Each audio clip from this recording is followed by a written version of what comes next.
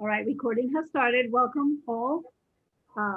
Jason, you have the word, or Michael?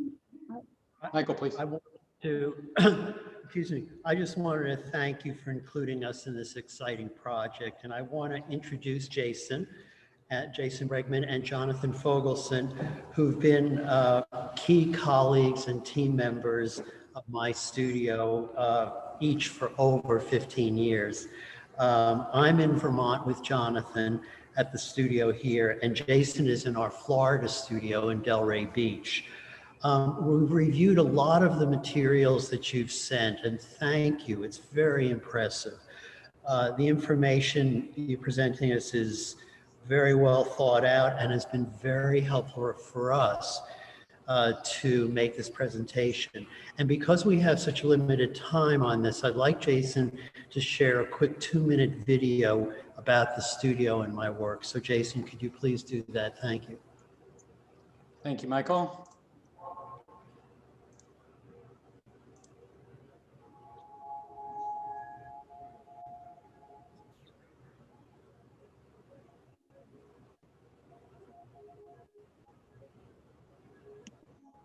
Michael Singer has created site-specific sculptures for over 45 years and has had several one-person shows, most notably at the Guggenheim Museum in New York City and most recently in Denmark at the Utzon Center in Aalborg and the Danish Architectural Center in Copenhagen. Singer founded his collaborative studio over 25 years ago to advance increasingly complex designs that sculpt public spaces, reimagine infrastructure, and regenerate landscapes.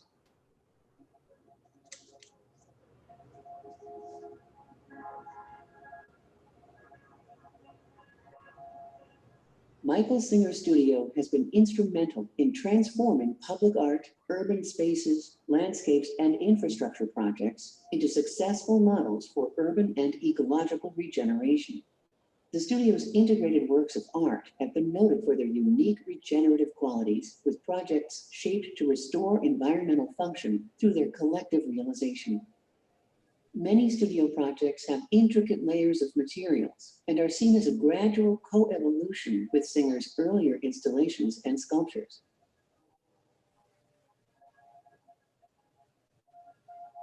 Operating as an open, interdisciplinary collaborative, the studio focuses on innovative and transformative design, functional aesthetics, and ecological and social renewal.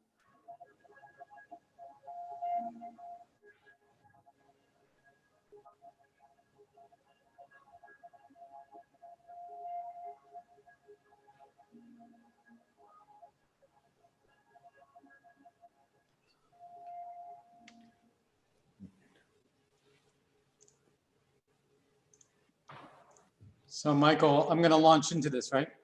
All right, I just wanted to say that I can actually get rather wordy if I start explaining the projects that Jason is going to do. So I've asked him to be more direct, which he is, and you'll see, and to the point, to please go forward now with the presentation. Thanks, Jason. Hey, thank you, Michael. I know you'll chime in when you wish.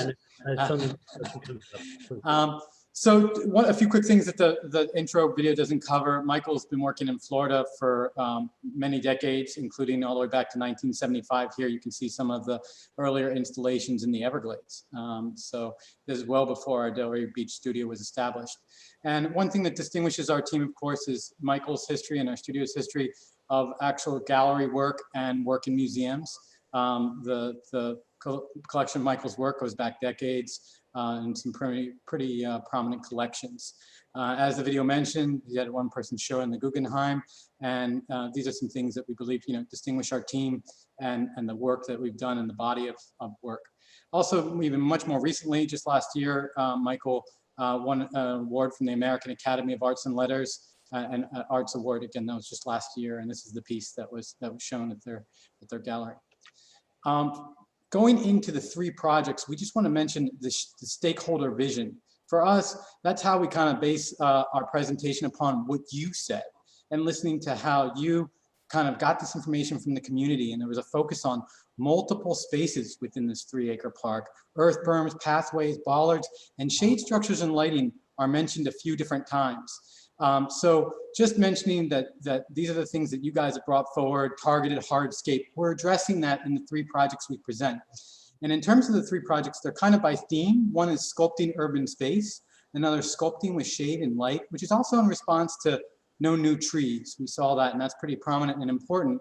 It being Florida, we know, since we do a lot of work in Florida and South Florida especially, is that it can get really hot, so shade's pretty important. And then also sculpting landscapes with elements. How do you aggregate the work so that it really can reach this full 3-acre site, either in phases or even at the get-go? So we do this kind of by theme. The first project we're sharing is sculpting urban spaces. That's our first theme. The project is Queens Plaza, New York City. And for each of the projects we present like this, I just want to mention the collaborators and who it was commissioned by, because that's one of the selection criteria that you specifically ask for. So you'll see that covered in writing. I'm not going to read each and every one out, but just to say we do have that very much covered in terms of all of our collaborators and the agencies and government agencies that we work with. It's a lot. There's a lot of them, and there's even more on the website if you want to see. So Queens Plaza was a transformation of an urban space. This is right at the end of the Queensboro Bridge when coming from Manhattan into Queens. And it was a full collaborative team with landscape architects, engineers. It was a huge project, over 2 acres. And it really transformed this parking lot into both an amazing public space for small gatherings, as well as an urban wetland. A big part of the project is environmental and actually collecting stormwater and filtering stormwater on the site. But why we're sharing it with you is because it's made up of over 3,000 individual sculpted parts that we then utilize throughout the site to create what we call a sculptural tapestry. It's that kind of repetition of form and elements that you start to see even in little pockets that you wouldn't think are a part of the park or a part of Queens Plaza. They're actually there, and you can see the sculpted elements creating that repetition and that experience that you know that it's part of a collective whole. So even here on the right is the details collecting stormwater into the wetland. You can see the benches are sculpted, the paving is sculpted, and the pathways are sculpted. And there's even this this feature here. Michael, did you want to mention something? No, and also about the berms. I was very interested in your note in what you sent us. There was a lot of interest in berms, and this is something I'm very interested in further exploring. Here in Queens Plaza, this berm becomes a vertical landscape that folks can actually sit on. You want to go forward, Jason, please? So you'll see in a lot of our projects that there's sculpted benches. That's one thing that we've done a lot of, and we know that seating is important. And so we're just kind of showing some details of that. This is a project recently done in Toronto, actually here, and we'll show you some details of those benches later. So moving on, because we got to move quickly, sculpting shade and light. The RFQ mentions multiple times this idea possibly of shade structures, which we think is a great idea, especially for such a large site with not going to be able to have new trees. So the project we're sharing is the Grand Canal in Phoenix, Arizona. This is actually a recent project that we just completed. Again, here are our collaborators and who it was commissioned by. So the sculpted shade structures are a component of this project, but we like to share it because it's kind of fun. You can see how the light creates the shade patterns that then create that kind of fun patterning on the ground. And you mentioned in the RFQ, it could be seen from above. So it's possible to imagine all sorts of patterns or words in something so simple like this. It doesn't require maintenance or anything like that, but actually it just gets projected on the ground because of the brightness of the sun. And that works really well in Arizona, and it works really well in Florida. Not so much in other places, but we have it in these places. And you can actually look closely, you'll see there are light fixtures here. So at night, when these are angled, they actually do project down as well through and create some of the night patterns as well. One thing that we really like to share about this is even if you create something that's like a shade structure that would create light and pattern as the sun moves over the 3 acres, you know, and these things cast at, you know, longer times of the day, you know, it might cast far away from the shade structure. There's also the potential that what we see in everything is to detail even the smallest thing. So you can see here, if you look closely at this column, this is sculpted cast aluminum. And so we do this and we create these patterns, and this pattern up here is a relationship to the sandstone that we obtain locally, the sandstone that's embedded in the benches. That patterning also appears in the shade structure itself. All that relates to the movement of sediment and water that's found in the canals. It's kind of a long story, but we just wanted to share this with you because mainly on the shade structure part, the light and shadow. Here's another one of the shade structures, and you can see how something so simple as just creating that patterning up above actually creates these beautiful patterns below and on the ground. So for us, we thought this was a really good example in relationship specifically to which we're asking in the RFQ. One thing just to mention here are these benches. These benches were created custom for this project because the client specifically asked for what we think you're also asking for, which is short-term seating. Rather than something that's really lounging, areas people can lie down very easily. They specifically said they wanted seats that would really be for short-term use, whether in this case it's because of the light as well as the size of the seat. It's really intended for sitting, not lying down. So we just want to share that with you. It's one thing that we can certainly accommodate. We understand why cities may want to do that. Different clients request different things like that all the time. In terms of getting that project over 3 acres, and we'll answer this question further later, but I just wanted to mention, because the Phoenix project shows this, is we created a kit of parts. This project was 3 miles long. So you'd find shade structures kind of popping up over those 3 miles. And we had designs for trail markers, and then there's also these little low walls, paving areas, benches, and so on. You'd see these things kind of appear and reappear throughout over those 3 miles. And that's kind of how we're able to extend that budget over, actually the same budget, $500,000 budget over 3 miles. Wrapping up on shade structures, just to say, sometimes we actually sculpt the entire shade structure. This is an example of that with a swinging bench. Michael did it in La Jolla, California, along with one of the sculptures in the front. This is for a private client. It's very different than what we'd necessarily create for you guys, but we just want to show we can actually sculpt the entire shade structure ourselves if that was something that was desired. And you can see the intricate detailing on that. This was in West Palm Beach. This is for like a 10 or 12 acre site in the West Palm Beach waterfront. And people love swinging benches. We just know people love swinging benches. So you'll see that in several of our projects, but there's like 10 or so shade structures on this project scattered throughout the waterfront. So it allows you to see again how even an element like a shade structure can be repeated over and over again, something people really like, especially with the swings. So last project category, sculpting landscapes with elements. In this case, its project example is Uplifted Ground in Austin, Texas, and there are our collaborators and the client. We're sharing this project because it extends over a long area. This is a 300-foot long project, and there's hundreds of elements in this project that are suspended and ground-based. So we were able to do this because of the structure that was provided. We also did this kind of light and shadow wall that you see over here, kind of relates to what we were just discussing with sculpting with light and shadow. But the key here is to show not only were we able to create this over a long stretch of area, but also we created similar elements in other parts of the project that visually and experientially link you to that main core space. So this is the same thing that could be done in Jacksonville at the Plaza, at the Courthouse Plaza, because you can have these elements appear in different clusters and locations, kind of uniting the whole. And if the project expands in phases, that's how you'd be able to also build on that. This goes to show just more detailing on that. So we're about a little over 12 minutes in, so I got to keep going fast. So we just showed a concrete set of pieces there that were sculpted. Here's one that we just finished this year in Maryland. That's why it's not fully planted, but these are light columns. And this shows, again, just like Austin, the light emerging from within. But what we want to share with you here too are these sculpted patterns. This is for a science and engineering building. You can see that in greater detail here. They also had a green wall, and we sculpted panels for the green wall. And this on the right is a project in Utah. These are both science buildings. And so all the patterning relates to, we talk to the scientists, we talk to the professors, and then we get from them things that they're really inspired by, and we create patterning based on that. So this particular one is called Concentra, and it's based on concentric circles. And this is a science group in the science building for Weber State University. And the zoology department, we found this is the skin of a flying fish. It's actually circles. So it fits that concentric pattern. And then here you have malachite. For the geology department, malachite forms, great, I forgot to silence the phones. That's really smart. Okay, hopefully that won't keep ringing. So anyway, so that the malachite has rings, just so that's the geology department. So that's how we do this in terms of how do we make something local to Jacksonville? How do we make something relevant to the people of Jacksonville? So one way that we handle that is through this kind of patterning. Here in Austin, this is a detail to Austin. All the patterning was based on aerial photography throughout the state of Texas. So when you're flying over, because you're at an airport, you then look over and you see these patterns. And every now and then we'd hear people say, oh, that's what I saw from the airplane. You know, and it's really a beautiful thing. And that's how we connect to place and connect to people. On Toronto here, this project's called Groundswell. And a lot of the patterning that you see here on this bench is related to the minerals that are found in Toronto and things that are happening in the swelling ground underneath Toronto.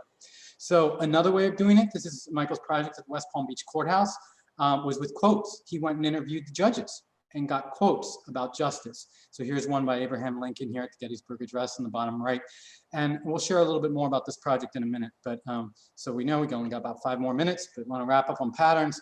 And here at the Palm Beach Zoo, we just finished this up, just the gates. This is a much larger project, but the detailing at the gates just shows the potential of just water jet cutting patterns that showed all the different animals at the zoo, just in the gates that they had. So it's ways that detailing can read so much about place and how to express that. We just wanted to share that with you. Going to your questions. How will you maximize the artistic impact of the site with limited budget and the restrictions? Again, like we mentioned, I think we've covered it, but through the use of elements intended to visually and experientially unite the various urban spaces. So we explained how we did that in Queens Plaza, Austin, and Phoenix. I think we've covered that, so I'm going to go ahead and move on. But just to say, those elements can be everywhere.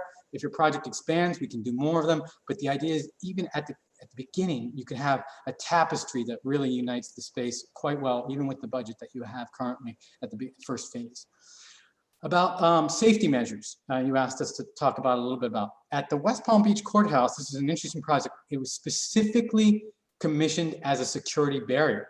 This was after the Oklahoma City bombing, and if you're familiar at all with the West Palm Beach Courthouse, it has big archways, and they were very concerned about its vulnerability. The pieces here had to have, no water, no nothing, and we know that's true for your project as well. But they're heavy pieces of stone, and the design criteria was actually to stop a vehicle of a certain weight and a certain speed from running into the building. So that's what this is about. Michael created the shade structure and these large pieces of stone specifically and their layout is to stop the vehicle from weaving through it. So it's a pretty crazy set of criteria for artwork, but that's what we did. And then over here in Phoenix, a lot of it is through CPTED, crime prevention through environmental design. We know you're familiar with this, and a lot of people will be. But for us, you can see here this really well in Phoenix. It's typically sculpting above eye level and sculpting below eye level.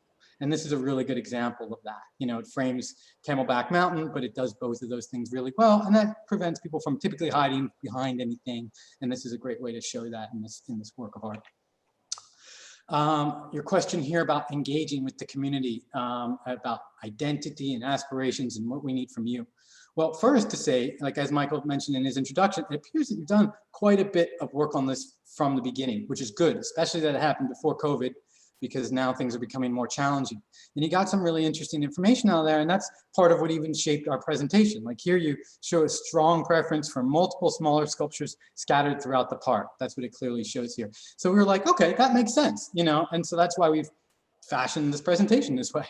We know that this mentions water here, but we also know that you don't want a water element, and we totally respect that. It typically is a decision made for maintenance reasons. But again, artists design protective bollards. We could do a beautiful project if that really was the criteria to create protective bollards. There's a high yes on this one. If that's the case, we absolutely can do that. We show a little bit of that with West Palm Beach, and a lot of the elements we can create can do that. But in terms of engaging with the community further, we really would want to spend some time talking with you about what you would recommend. You've done a process. We've engaged with dozens and dozens of communities over 3 decades of community engaged public art projects. We're very comfortable with doing it. We'll manage to do it even during COVID, but we really just need to have a longer conversation with you about that and how to go about doing it. In terms of this great point here about the diversity,